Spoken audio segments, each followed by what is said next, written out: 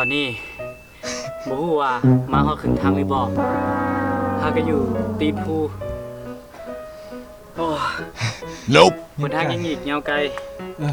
แต่ตอนนี้เฮานำพักผ่อนก่อนจะเข้าเนาะ นี่นะ เดี๋ยวยังขึ้นต่อ เพราะว่าทางขึ้นมาบ่ได้ยากแต่สั้น นี่เนาะทางขึ้น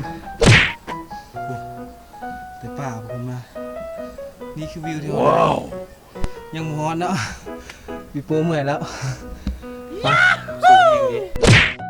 เป็นอะไรความรู้สึก เอาตรงๆตั้งแต่แรกมาก็ถือว่าวิวงามใช้ได้เยี่ยม แต่ ไปดีเนาะวันนี้พบกับ BCS เนาะสิมา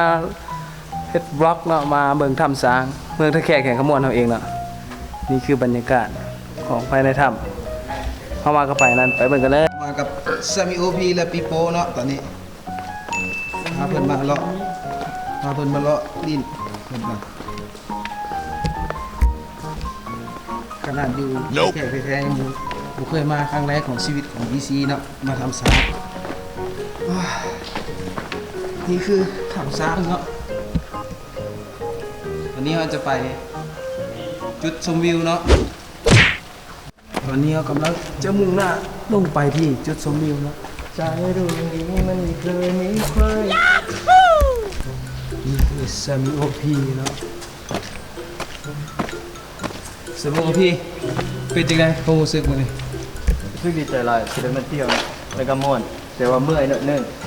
Nope ย่างขึ้นมาแล้วก็ย่างลงสูง ว่าบรรยากาศดี นี่คือวิวเนาะมันเป็นจุดชมวิวยังงามกว่านี้เนาะ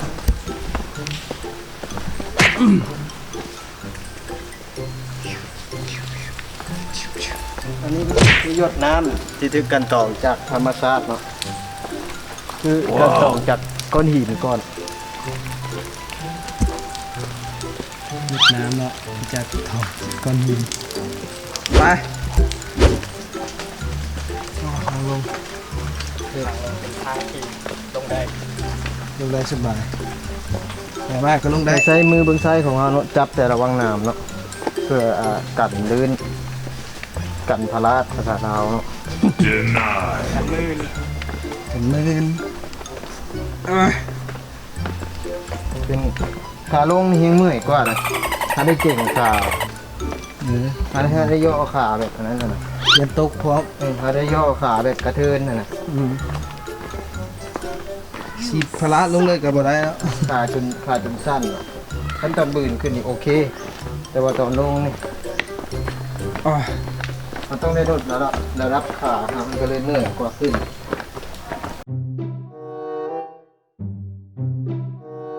น้ำไปเข้าห้องน้ำก่อน ครับครับ ตอนนี้สมิโอกำลัง ทีม ป เลย ว ที่ ด บอกว่ากำลังหิวเข่าอ๋อแล้วกำลังหิวเข่าก ำลังหิวข้าวตอนนี้ Nope ทีมเดี๋ยวออกมาเด้ คอยสงสัยว่าอีกโดนอะไรแล้วจริงสิอิ่ม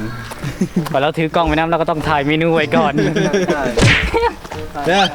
แล้วเจอกันเด้อไปเอากับปีโป้ ซาวิโอขอไปประตูมิติแล้ว Wow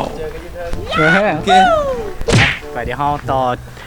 เราจะขึ้นไปต่ออยู่บนจุดชมวิวของถ้ำสร้างนี่เนาะเพราะว่าเพิ่นมี2บอลก็คือบอลแรกก็คือถ้ำ บอลที่ ปากถ้ำเนาะส่วนบอลที่สองก็คือจุดชมวิว แต่บ่ฮู้ว่าสิงามคือเพิ่นตั้งชื่อว่าจุดชมวิวหรือบ่กะ let's go นี่คือวิวเนาะขึ้นมาอย่างบ่ฮู้ว่าซับเมื่อยก่อนเนาะโอ้ปีโป้ก็เมื่อยเป็นอะไร โอ้ยยังเขาว่างามแฮงงาม เป็นเปิดบ่ไหวเนาะ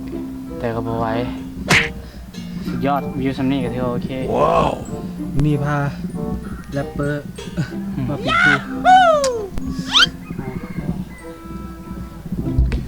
ค่อยกะเมื่อยคือกันเนาะอยากขึ้นไปกะขึ้นบ่ได้เนาะเพราะว่าเพื่อนมาตอนทับแล้วเนาะเป็นงูน้อยก็เลยบ่ขึ้นโอเคบายจบช่วงนี้เนาะบอกเขาเนาะถ้ามักก็ลืมกดไลค์กดแชร์กันเนาะบาย